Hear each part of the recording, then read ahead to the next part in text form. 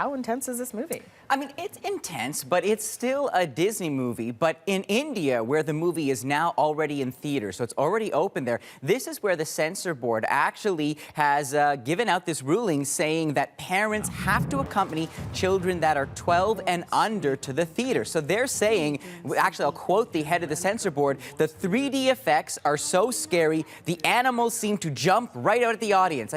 Maybe they're not used to 3D films. I don't know. I mean, it is intense at times, but as I said, it's still basically a family-rated movie from the people who brought us Mickey Mouse. But we had the chance to ask the actor you're watching on the screen. His name is Neil Sethi. He plays the new Mowgli, because this is a remake of the classic 1967 cartoon. So I talked to him and said, have you heard about what's happening in India? What do you think about not allowing 12-year-olds and under to see this? And here's what Sethi had to say.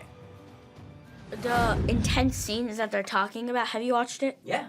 So you know that intense scene, they don't show much of. They just move on to the next thing. And like all the dark, tense scenes, there's always like some joke, or like Baloo will say something funny or something like that. And it'll just like break it, and it'd be kind of mellow and nice again. Mellow and nice, except when Shere Khan the tiger shows up. But even in Bollywood now, some actors are speaking out. A lot of people teasing the censor board on Twitter, saying, look, our children are used to having superheroes spring out from the big screen. They can probably handle a couple talking animals.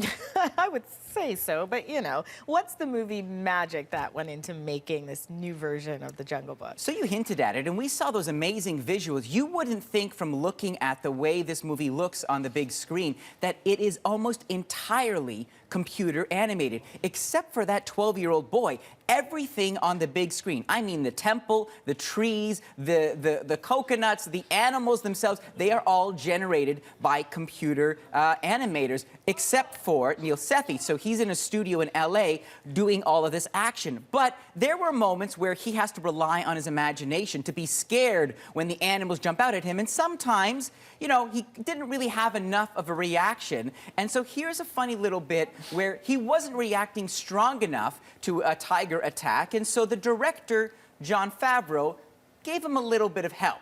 Take a look. So there's this one scene where I look back and the tiger's about to jump at me. And John actually, I wasn't getting the reaction right.